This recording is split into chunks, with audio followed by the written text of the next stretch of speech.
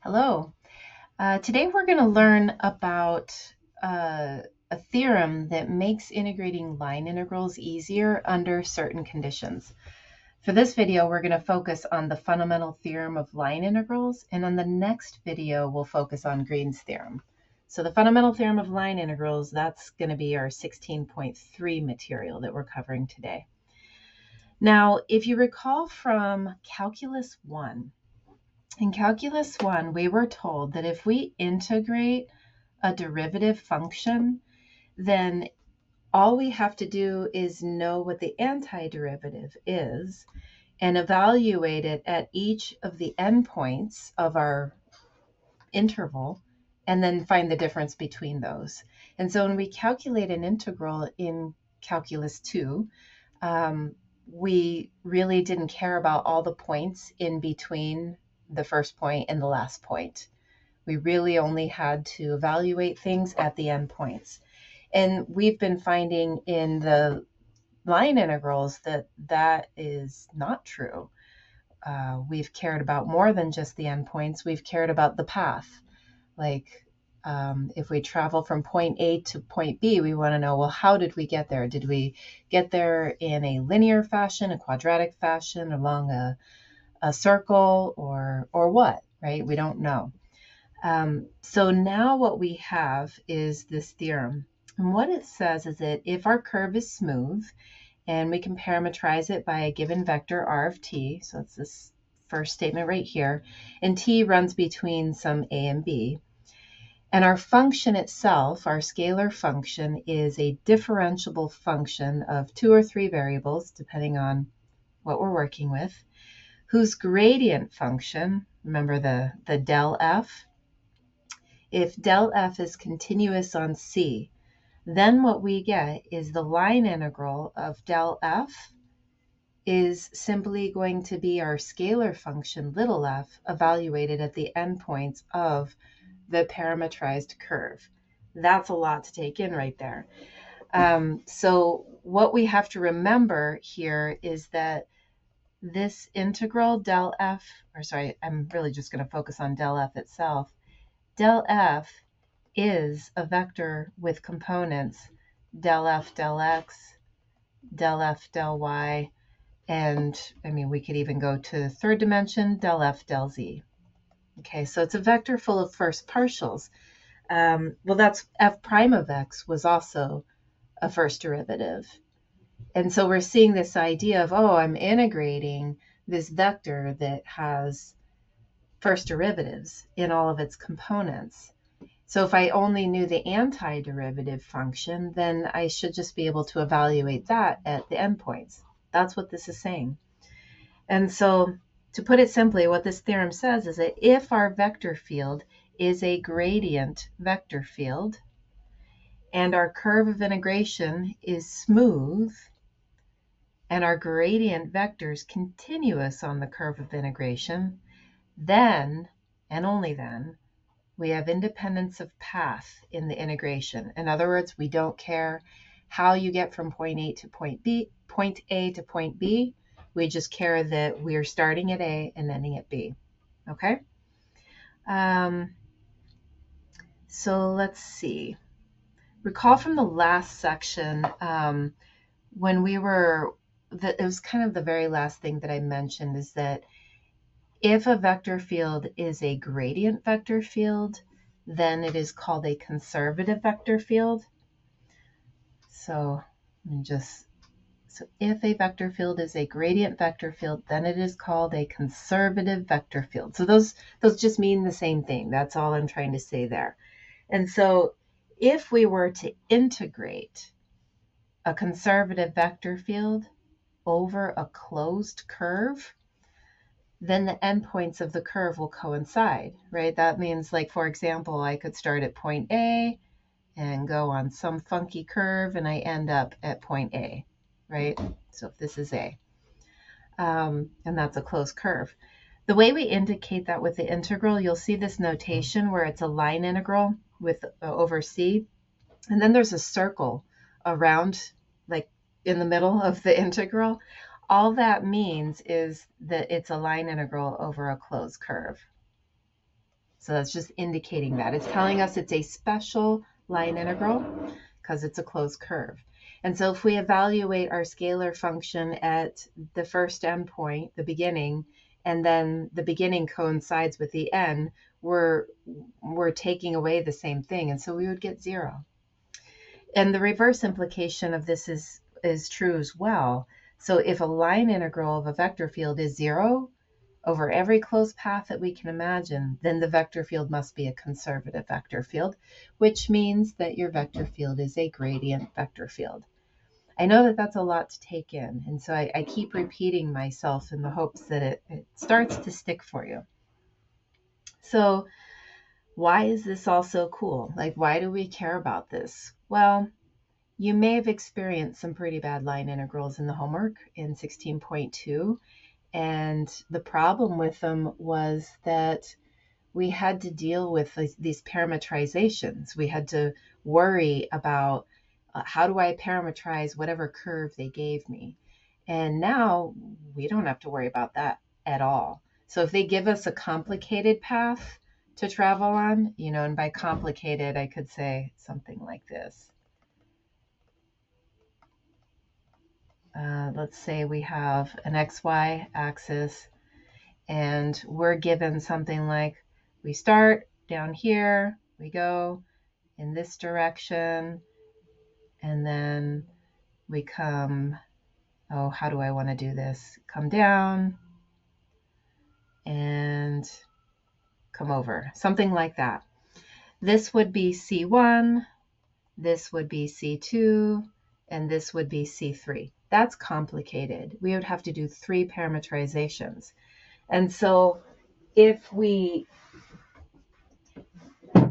know that we're dealing with a conservative vector field, what's going to happen then is we're not going to care about trying to follow that path. We're going to just care about the beginning and the end. So the fundamental theorem of line integrals, what that gives us for a conservative vector field, that tells me that I wouldn't actually follow that path. I would have that same start, and then I would find that ending point, and I would just go straight to it. One path. That's it. The start and the end is all that I care about. So that's the power of it. Instead of calculating 3 separate line integrals, we just calculate 1. Okay? Now, before we go into any examples, we need to define a few curves, as well as understand the difference between simply connected and non-simply connected regions. Because you're going to see this language in the homework, and it's, sometimes vocabulary is simple, but if you don't know it, it's impossible. So we want to just be aware of it.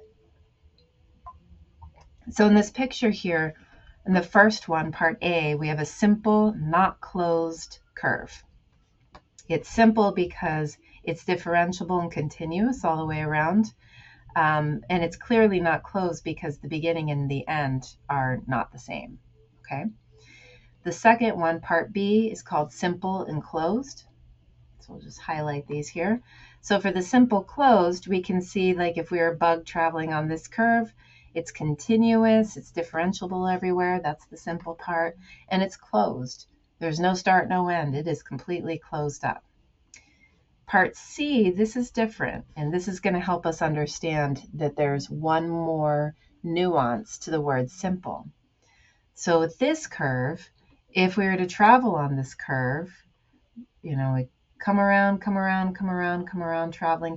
Whoa, I just crossed over the original path. And then keep coming around. Whoa, just passed over another point.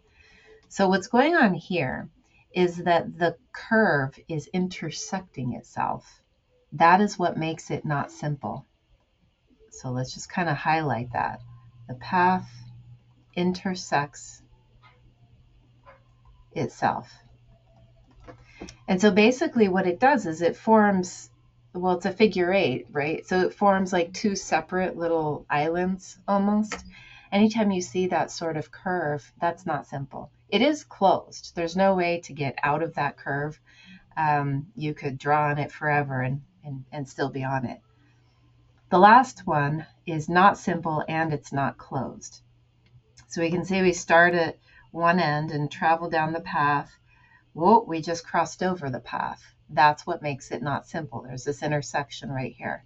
If we keep going around and then we cross through the intersection point again, we might think that that loop is making it closed, but it's not, because the start and the end were outside of that loop, right? Those are not closed in. So this is not simple, not closed, all right? Now then we also have like domain regions, and we have a simply connected and a non-simply connected domain region. So on the left with the simply connected, notice that we've got the closure all the way around. That curve is a simple curve. It does not intersect itself ever, and it's closed, and everything is connected. So what I mean by connected is if I want to get from one point in my domain to another point in my domain, there will be a path, or in fact, all paths between the two can easily go from one point to the other, okay?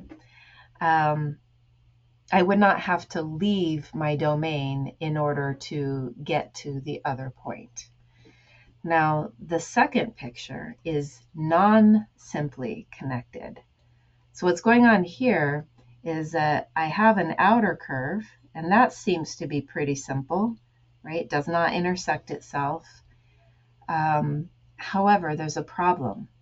The problem is this big hole in the middle. Okay, that big hole in the middle means, well, it's almost like if you think of it as a body of water, like the domain is a body of water, there's an island in the middle. And that island's kind of in the way. If I wanted to go from one point to the other point and like try to find the shortest distance between those points, I would have to travel around the island in order to get to the other point. And I could go across, but I'd need to be on a boat. Right? So there's a problem right there. And there's sometimes no way to avoid that problem. So we call this a non-simply connected. Okay. So a simply connected region, this is the mumbo jumbo that we hear in the book.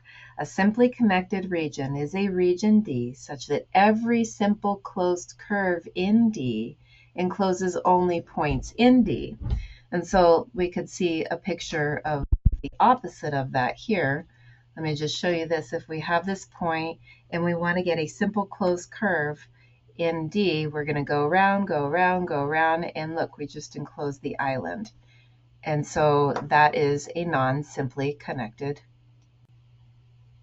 And this is non-simply connected because when I drew this curve inside of the domain, I included the island inside. And the points in the island, these guys, these are not actually in our domain. And so drawing a simply closed curve in our domain D did not enclose only points in D. And if we look at the other picture, let me go ahead and delete everything on there. If we look at the other picture, if I want to make a simple closed curve in D, it doesn't matter where I am, I can make a simple closed curve. Okay? And all the points in all of those curves are in my region D. Now, one thing I do want to point out is in the non-simply connected domain, I could have drawn a simple closed curve that would include only points in D. The problem is that I can also draw another simple closed curve that includes points that are not in D. So that's the idea, is like there exists the opportunity to draw a simple closed curve and have points that aren't even in your domain in there. Okay, I've harped on that one enough. So we have some examples, and in our examples, what we're going to be doing is first trying to determine if a vector that we've been given is a conservative vector. And then once we know whether it is or it is not a conservative vector, then if it is, we're going to find what scalar function it came from. Because remember, a conservative vector field is a vector field that happens to also be a gradient vector field, which means that its components are all first partial derivatives of some scalar function that exists out in the world. Our job is going to be to find that scalar function. And so it's going to be a little bit of work, but I'm going to walk you through the process of how to do that. Okay, so to determine whether our vector function is a conservative vector field, what we need to show is that if our big F function is equal to a vector with derivatives del F, del X, and del F, del Y, then if we were to take the second partial derivative but mixed derivative, they would be equal. And so what I mean by that is I'm going to take del Y of del F del X, and I want to show that it's equal to del X of del F del Y. So what we need to show is that if we have a vector function that's equal to a vector that has first partials as its components, then the mixed partials will be equal. Okay, so what that means is, just to formally write that out, we're going to show that del squared F del Y del X is equal to del squared F del X del Y. Now, what you have to remember is that the first component of a vector field is always the first partial with respect to X if it's a conservative vector field, and the second component is the first partial with respect to Y. Don't mix those up. Do not mix those up. Like, that's the order. We learned the gradient function when we were in chapter 14. Nothing has changed there, okay? If it makes it easier, you could say if big F is equal to a vector with components, let's say P and Q, then we're going to be showing that P sub Y is equal to Q sub X. Okay, so what I did there is I'm renaming the first partial of little f with respect to X, P, and I'm renaming the first partial of little f with respect to Y, Q. And so now with P in the first component, you have to think of it as like, oh, that was the X derivative. Now I'm going to take the Y derivative of it. Q is in the Y component, so that comes from the first derivative with respect to Y. So now we're going to take the derivative of it with respect to X. And we'll see what we get. But if they're not equal, then this is not a conservative vector field. So if P sub Y does not equal Q sub X, and on the flip side of that, del squared F del Y del X does not equal del squared F del X del Y, then F is not conservative. Okay, so let's start. Let's go ahead and define our pieces. So I've got F up here. It's y squared e to the xy. I'll call that P. And then the second one is 1 plus xy times e to the xy. I'll call that Q. Now, the only reason I'm switching to this P and Q notation is because of your textbook. I personally really like to refer to these as actually like F sub X and F sub Y, because it explicitly states what they are. So we could say P is equal to F sub X and Q is equal to F sub Y. Okay, so I am going to find P sub Y, which is going to equal F sub xy, okay? And that means I'm taking del Y of the first component, y squared e to the xy, and I have a product of functions that both have y in them, so I need a product rule. I get 2y e to the xy plus y squared e to the xy times the derivative of xy with respect to y will give me an x. Okay, I could rewrite that, but it's fine. The next one is q sub x, which means I'm taking f sub y and then taking the derivative with respect to x of it. And so that means I'm going to be taking del x of, and here I'm going to distribute pieces. Well, actually, I don't really need to. I'll just leave it as 1 plus xy times e to the xy. So again, I have a product rule because I have two functions that both have x in them. So the first one is 1 plus xy, and the derivative of that is going to be 0 plus y, or just y, e to the xy, and then plus 1 plus xy times the derivative of e to the xy, which is e to the xy times y. All right, I do need to rewrite that because right now I can't see how these two could be equal, but maybe if I expand things, I will. So this is equal to ye to the xy plus ye to the xy plus, it looks like xy squared e to the xy, which these two, these are equal. So that means f is conservative. Okay, now I didn't actually leave myself enough room to do the rest of this problem because now we're supposed to find a scalar function little f such that when we take its first partials, we'll get this same vector field. So I added in a sheet of paper for myself. I need to write out what my vector function is though. So from part A, we've got big F of xy is equal to, and the first component is y squared e to the xy. And the second component is 1 plus xy times e to the xy. And we just found that this is actually equal to a gradient vector. Okay, that's what we've done so far.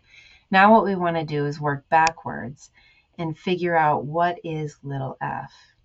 Okay, so we're going to use this idea that the first component is f sub x and the second component is f sub y. And we're going to be taking some partial integrals in order to work backwards. So if the first component is supposedly f sub, or actually it is f sub x, then that means that we should be able to find little f of xy if we integrate f sub x with respect to x. It should work out. Now, I'm going to go ahead and put f sub x in. It's y squared e to the xy. And we're taking this with respect to x, so it's dx. And when I integrate this, I have to remember everything I learned in chapter 15, which is the only variable in this is x, because we're integrating with respect to x. Y is treated like a constant. And so that y squared can just kind of come outside. And then I'm dealing with the antiderivative of e to the xy. The y that's in there in the power, that's like a constant. And if we have a constant multiplier in an exponential, when we integrate, it'll become a divisor. So we get 1 over y e to the xy. Plus, we have a constant of integration.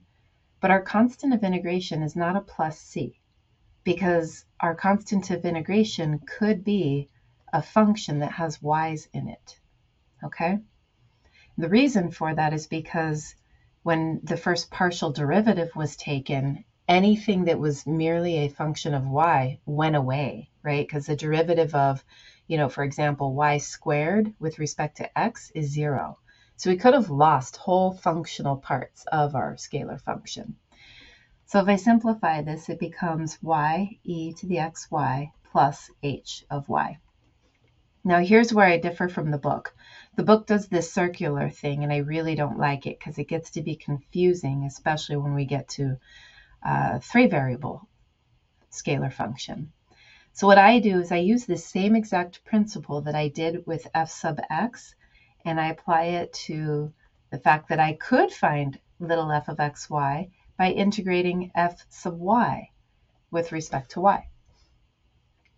And so I'm going to put in my function, and in this function I'm going to distribute because right now it's I've got a lot going on in it, and I'm integrating with respect to y, and y is showing up in 2 places. So this becomes e to the xy plus xy e to the xy. And we're integrating with respect to y. Now, the first one, e to the xy, when I integrate that with respect to y, it becomes 1 over x e to the xy. The other one is a little bit harder, so I'm not integrating it yet. The x I'll pull outside, and then I still have the integral of y e to the xy dy. Okay, so now I need to handle this. I can see from looking at it that this is going to be an integration by parts. And in that integration by parts, u is equal to y. U is equal to, what do I want it to be? Yeah, u is equal to y, and dv is equal to e to the xy dy. So then du is just dy, and v is going to be 1 over x e to the xy.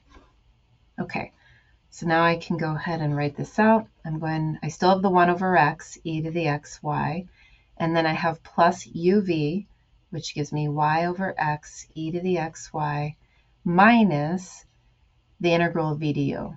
So it'll be the integral of 1 over x e to the xy dy. Okay, still got a little bit of work to do. The 1 over x is just a constant, and so really I'm just integrating e to the xy, which again is 1 over x e to the xy.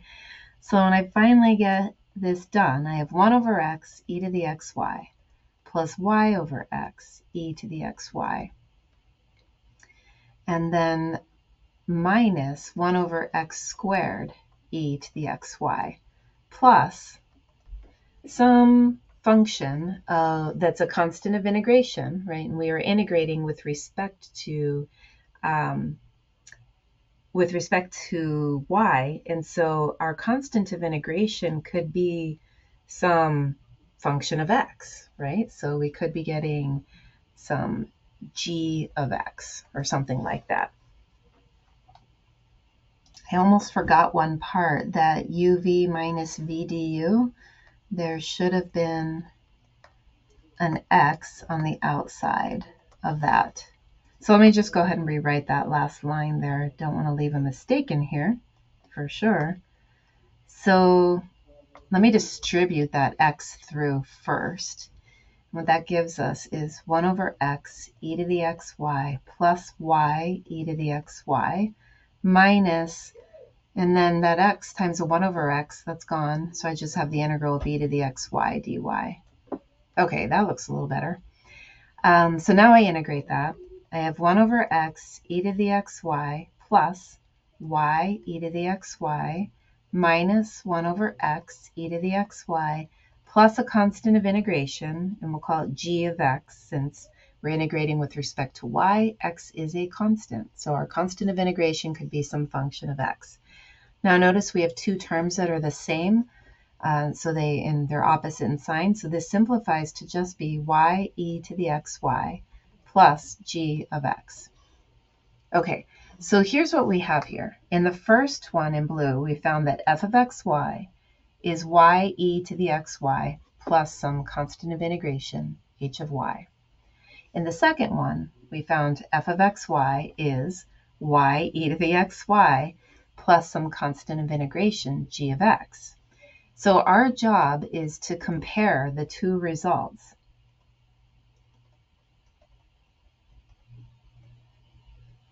Okay, anything that shows up in both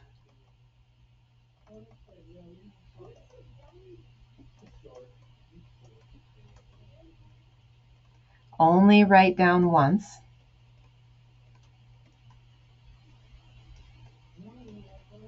And anything that shows up in one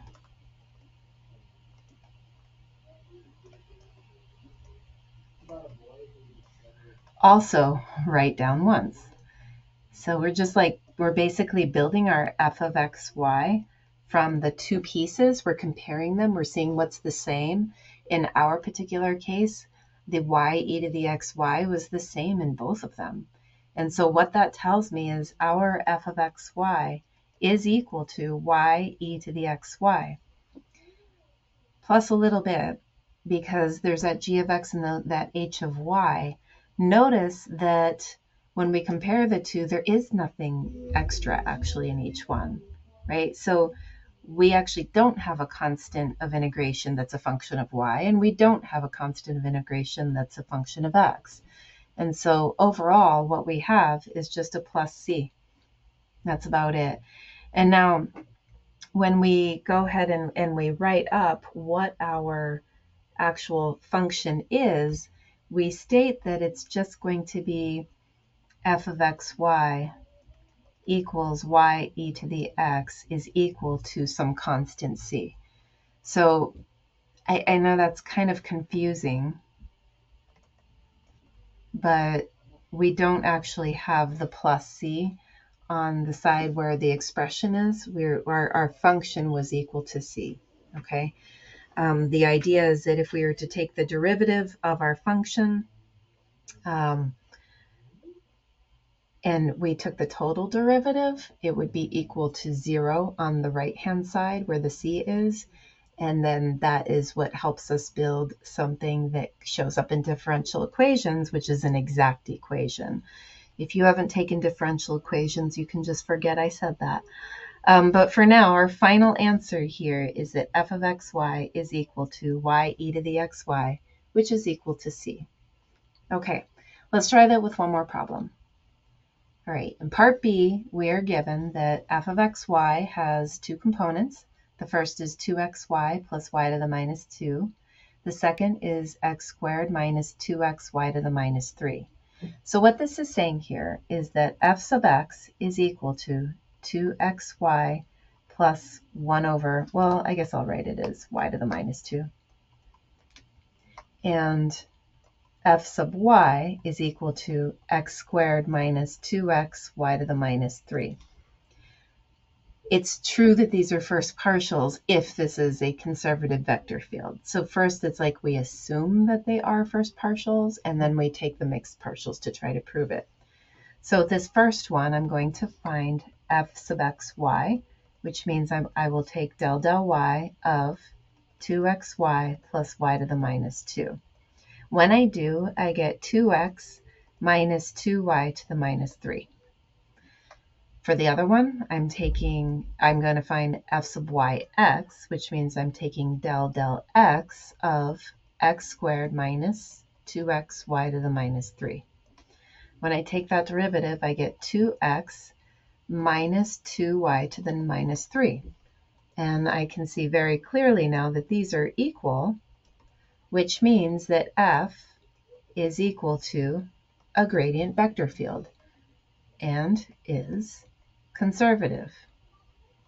So if your question is merely asking to show or decide whether f is conservative or not, then you would be done at this point. Our instructions are asking us to do a bit more. They want us to find the scalar function that has those first partials, okay? So based on that, I might even be able to squeeze this in here. So I'm going to use the exact same principles. If this is f sub x, then I should be able to find f of xy by integrating f sub x. So I'm going to, with respect to x. So I'll be integrating this 2xy plus y to the minus 2 dx. And so in the first term, I end up with 2 times x squared over 2 times y. The 2's cancel out, and I just have x squared y. Plus that y to the minus 2, it's like a constant, right? But if you were to integrate the constant 7, then the antiderivative would be 7x. We're integrating the constant y to the minus 2, so the antiderivative is y to the minus 2 times x. Plus a constant of integration, h of y, where h of y is, right, it's a constant because our integral is with respect to x. The next one, same principles, we're going to be dealing with f sub y though. F of xy is equal to the integral of f sub y dy. So I'm going to go ahead and pop that in an integral. We're integrating x squared minus 2xy to the minus 3 dy. And when I integrate that, the x squared is just a constant, so the antiderivative is x squared y. And then in the second term, the minus 2x is a constant, so we're really focused on y to the minus 3. The antiderivative, well, let's write this out. Minus 2x. Remember, when you integrate, you add to the exponent, and then you divide by that result. Adding to negative 3, we get a negative 2, right? Adding a 1 to it, we get a negative 2, and we divide by that. So we get that this is y to the minus 2 over minus 2. All right, and then this simplifies. We have x squared, whoops, I forgot to write plus g of x for my constant of integration. So I clean this up. I get x squared y plus x y to the minus 2 plus some g of x. Okay, it looks like we have a similar situation. F of xy is x squared y plus xy, it's x squared y plus x times y to the minus 2. And in the second one, we got the same thing, x squared y plus x y to the minus 2.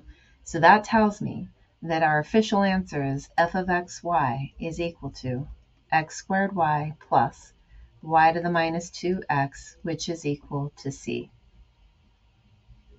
That's our final answer. Okay, so that's two examples where we're first just showing that it's a conservative vector field and then working backwards to come up with that potential function. In the next example, this is where they kind of try to trick you. Okay, so we're going to find a function, little f, such that big F vector is the gradient of little f, and we will use it to evaluate a line integral along the curve C. What this means is that we are going to be using the fundamental theorem of line integrals. Okay, so I'll just write that in words. If big F is equal to a gradient vector of little f, then the line integral over C of big F dot dr is equal to the line integral over C of the gradient of little f dot dr, which will just be little f evaluated at r of b minus little f of r of a. Okay, so we will only actually care about the endpoints, and that's it. Okay, so we're going to make an assumption because they're telling us find a function. And so it's like they already know that this is a conservative vector field. And here's the deal, right? At this moment, this is a three-dimensional vector field. We don't actually know how to prove that it's conservative yet. You do have a homework problem that will teach you that, so make sure that you definitely do that one. And then we'll learn another method in 16.5 as well. So we're going to go ahead and assume that f is a gradient vector. And based on that, then f sub x is equal to 2xy, f sub y is equal to x squared plus 2yz, and f sub z is equal to y squared. So I just pulled the components out of the vector and named them according to their first partial derivatives, because I want to use the same technique as I did in the previous two problems to come up with my scalar function. So if this is all true, then little f of xy should be able to be found by integrating f sub x dx. So I'm going to pop in that 2xy and integrate with respect to x. What I get is x squared y. Plus, now my constant of integration is different. So we have a three-variable vector field. We have x, y, and z, and we integrated with respect to just x, which means that my constant of integration, h, could be a function of y and z. Okay? Next, little f of xy could be the integral of f sub y dy. So I'm going to pop f sub y in. I'm looking at the integral of x squared plus 2yz dy. When I integrate this, I get x squared y plus y squared z. And now since I'm integrating with respect to y, that means that my constant of integration could be a function g of xz. All right, next one. You know what? I need to fix these. Hold on. F of xy, that's not true. It should be f of xy z. And same down here. Sorry about that. F of xy z. Okay, next, f of xy z is equal to the integral of f sub z dz, which is the integral of just y squared dz. And we're just integrating with respect to z, and y squared is a constant, so this gives us y squared z plus some function, and now I need another name. I've already used h and g. I'm going to call it, oh, I don't know. How about q of xy? Since we integrated with respect to z, x and y are constants, so my constant of integration would be a function of x and y. All right, next is to compare them. The first one tells me f of x, y, z is just x squared y plus some constant. The second one tells me f of x, y, z is x squared y plus y squared z plus a constant. The third one tells me that it's just y squared z plus some constant. Okay, I can put this all together and create my true f of x, y, z. So I look at the first function, there's an x squared y. I write that down. I go to the second one, when we took the integral with respect to y, we got x squared y. I'm not going to write that down again. I already wrote it down. Remember, if it shows up in two places, you don't write it twice. You just write it the one time. But there's a new thing showing up. It's plus the y squared z. All right, the third one gives me y squared z. I already have that. So this is my f of x, y, z, and we could say it's equal to c. Okay, so now the deal is that we are going to use this to evaluate a line integral. Okay, now our line integral is over the curve c, which is a line segment from 2, negative 3, 1 to negative 5, 1, 2. Okay, so let me look again at this f of r of b minus f of r of a. Another way we could write this, because we don't actually want to parameterize this line. Like if they gave us parametric equations, that would be fine, but they didn't. And I don't want to work harder than I have to. They gave us the actual point values. That's even easier.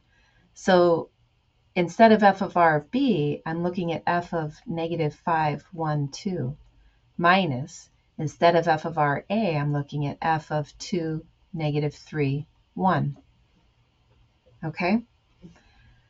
So that means that I should be able to just find those function values and then find the difference, and I will have the value of my line integral.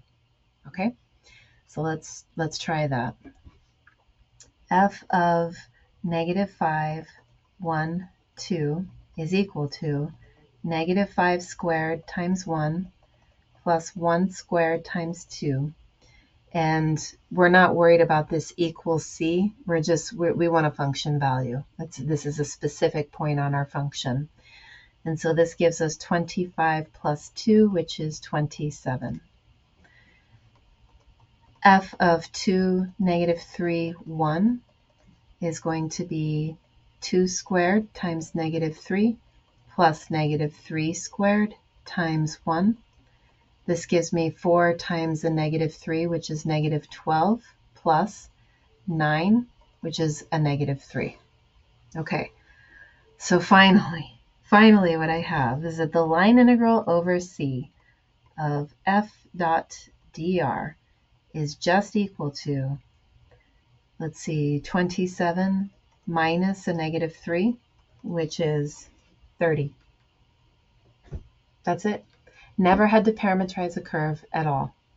I was able to just use the endpoints and come up with the value of my line integral. So that's your process. And in this particular case, we were not told a parameterization. We were just told the endpoints. And so we had what we needed right away. Now in this next one, we're not given the endpoints, we're given a t-value, so we don't know what those endpoints are. But we still go through the process, and when we get to the end, we'll talk about what happens there. All right, so again, I have a 3-component vector, and so that means I've got f sub x is sine of y. F sub y is the second component. It is x cosine of y plus cosine of z. And the third component, f sub z, is negative y sine of z. So again, I'm going to go through and work backwards to come up with my vector function. My scalar function. So little f of x, y, z, in theory, should be equal to the integral of f sub x dx. So that means I'm integrating sine of y with respect to x, which means sine of y is a constant. So I just get x sine of y plus a constant of integration, which is some h of yz. Next, f of x, y, z. Let me switch colors. F of x, y, z is equal to the integral of f sub y dy. So that means I'm integrating x cosine of y plus cosine of z, all with respect to y. And so the antiderivative in the first term, the x is a constant. The antiderivative of cosine is sine. So I get x sine of y. And then cosine of z is a constant, so I just get y cosine of z, plus a constant of integration, g of xz. All right, and last, we get f of x, y, z is equal to the integral of f sub z dz. So that means I'm integrating negative y sine of z dz. The negative y is just a constant. The antiderivative of sine of z is negative cosine of z. And so I'm going to get negative y times negative cosine of z plus some q of xy. And that simplifies to be positive y cosine of z plus q of xy. Okay, so we go through and we compare. F of x, y, z is x sine of y plus a constant. F of x, y, z is x sine of y again, plus y cosine of z plus a constant. And the third one says f of x, y, z is y cosine of z plus q of xy.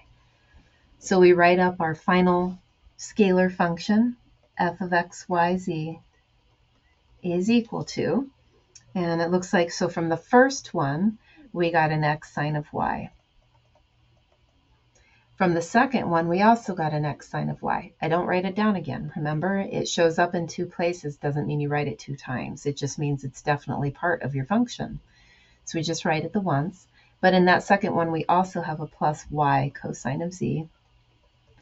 And then in the third one, we get y cosine of z, which we already have written down here. Okay, so that's good. We're done with that one. This is all equal to some c.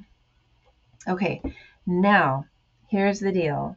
We are given a parameterization. R of t is equal to sine of t, 2t.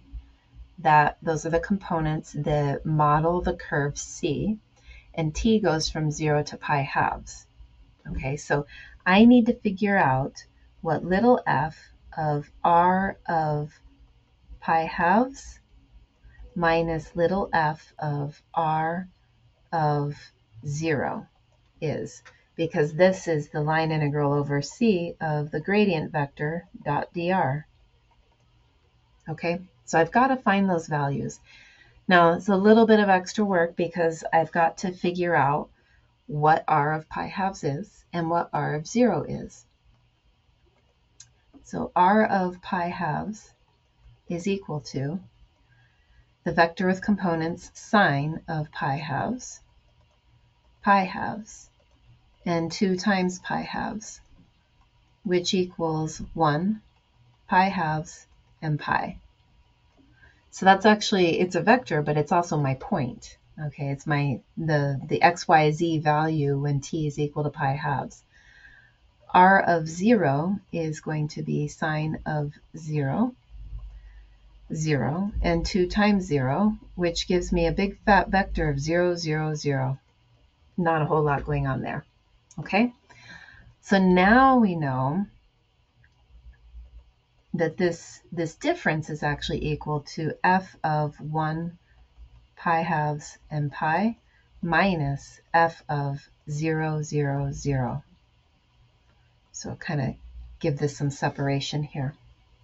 Okay, we have our little f of x, y, z, so we're going to plug in these points and see what we end up getting. This is equal to, so x is 1, y is pi halves, so I have 1 times sine of pi halves plus y, which is pi halves, times cosine of z, which is pi. Okay, that's going to be my first piece, minus, now I'm going to do everything at 0, so I get 0, sine of 0, plus y, 0, cosine of 0. All right, so the right-hand part is all 0. So what I get here, sine of pi halves is 1. Cosine of pi is -1, so I get minus pi over 2. And that is my final answer for the value of the line integral over c of this vector function. So that's 2 examples now, and you can see it's still a bit of work. However, the parameterization could be worse. And so, the idea is that this does actually make our lives a little bit easier, even if with some of these problems, you might not see that right away. It definitely is meant to do that. All right. So we have another couple of problems. In this next one, number 3, this is more of a thinking question. So suppose an experiment determines that the amount of work required for a force field F to move a particle from the point 1, 2 to the point 5, -3 along a curve C1 is 1.2 joules. Okay, so here's what we're saying. We're going from 1, 3, 4, 5. Okay, this is x, this is y.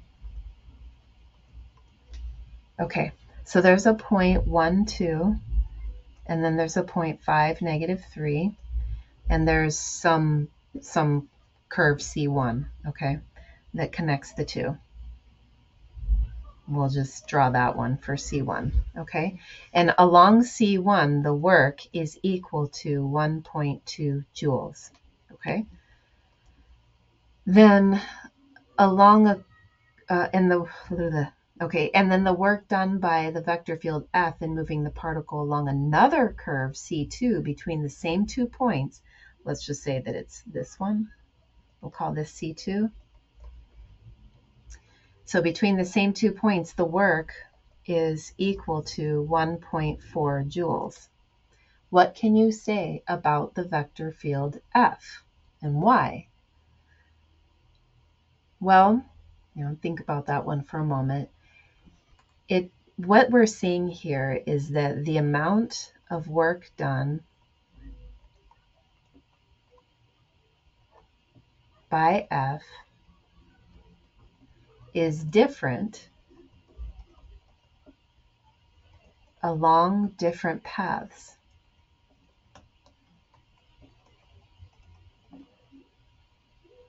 This means that the line integral of F is path dependent. Like, in other words, if you choose a different path, you're going to get a different value. In turn, this means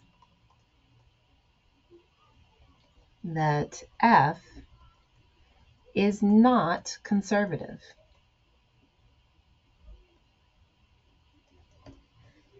And it's not conservative because we didn't get the same result. To be conservative, so just like a little side note, to be conservative, we must get the same value of work no matter the path between the 2 points.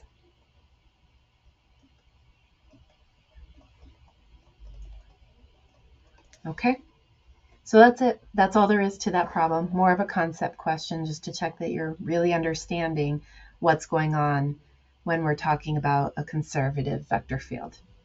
Okay, next one, we are given a vector field. F of xy is equal to a vector with components 3 plus 2xy, and then x squared minus 3y squared. This is given in the IJ notation, but you have to remember that these notations are synonymous. They mean the same thing.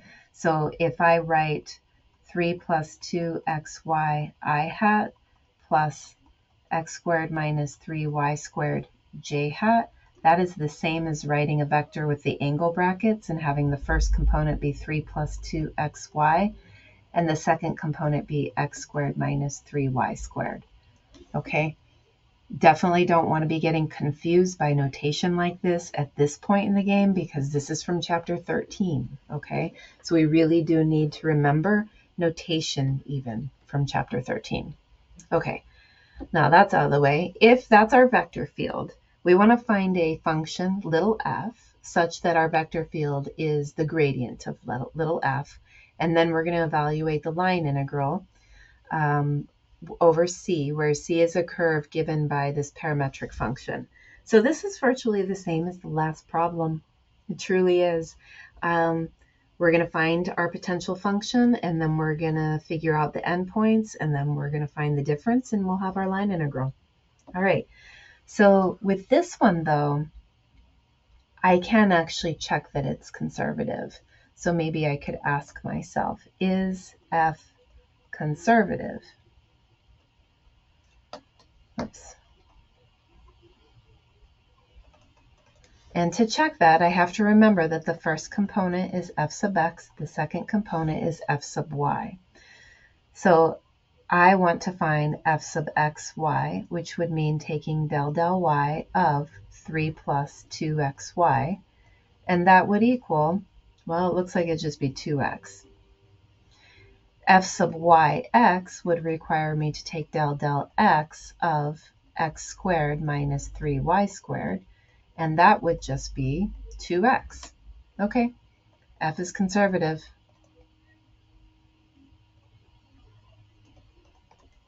So then we know that f is equal to the gradient of some scalar function, little f. Okay, next, we know just from before what we were doing, little f of xy should be equal in theory to the integral of f sub x dx. So we will pop in f sub x. It is 3 plus 2xy. We will integrate with respect to x. The antiderivative of 3 is 3x. The antiderivative of 2xy will give us x squared y.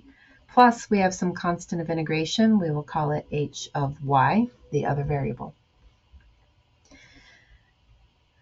Similarly, f of xy is equal to the integral of f sub y dy. So then we're going to pop in the x squared minus 3y squared, and we will integrate that with respect to y. This gives me, in the first term, I get x squared y. In the second term, I get, it looks like minus y cubed, okay? And then plus some g of x, my constant of integration. Okay, so I'm going to go through. The first one tells me f of xy is 3x plus x squared y plus a constant. The second f of xy tells me that it's equal to x squared y minus y cubed plus g of x. So I'm going to go through and lay out exactly what f of xy is by comparing these. F of xy is, in the first one, it says 3x plus x squared y. So I write both of those down. The next one, x squared y, shows up again, but I don't write it again because you only write it once, okay? But there's a new term, the minus y cubed, and that is my complete f of xy. So we say this is equal to some constant. Okay, so we've got that. Now what we can do is calculate the line integral. Okay, so we want to calculate the line integral, and that means we're looking at the line integral of our gradient function dot dr, and we know that this is going to be equal to f of r of b minus f of r of a. Okay, let's go find out what our r is. Okay, we are given a parametrization. We see our t value 0 to pi. R of t is e to the t sine of t and e to the t cosine of t. So we need to figure out what the xy values are at those points. Okay, so the start point is when t is equal to 0. We get r of 0 is equal to e to the 0, was it sine or cosine first? Sine was first. Sine of 0, and then e to the 0 cosine of 0. And the first component ends up just being 0, and the second one is just going to be 1. Okay? Our end point is when t is equal to pi. So we look at r of pi, and we plug pi into the vector function. We get e to the pi sine of pi, and we get e to the pi cosine of pi.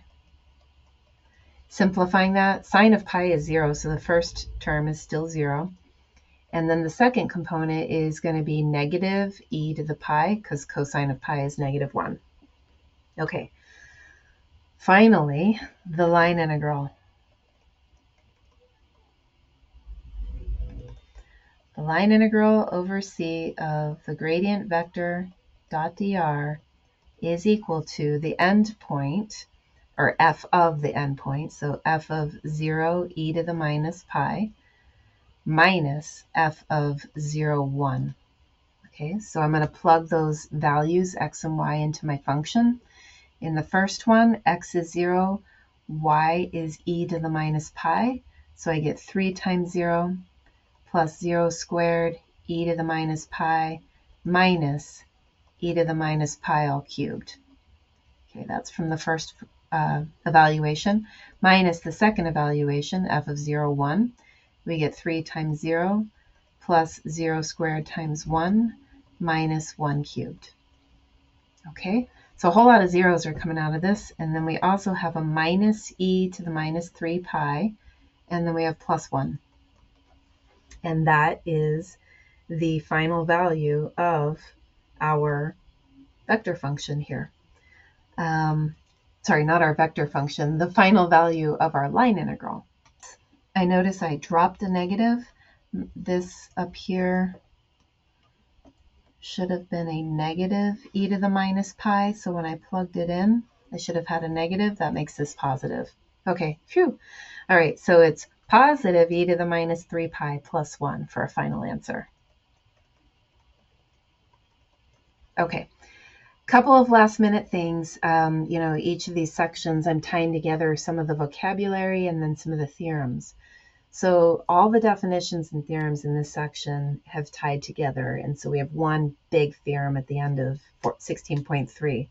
What it says is that we're going to let f be a continuous vector field with continuous first partials in an open connected region, and we're going to let C be a smooth curve in D, our region, given by some parametrization R of t.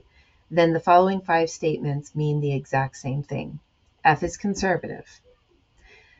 Del P del Y equals del Q del X on D. Another way to say this is F sub XY equals F sub YX. Okay, that also means F is conservative.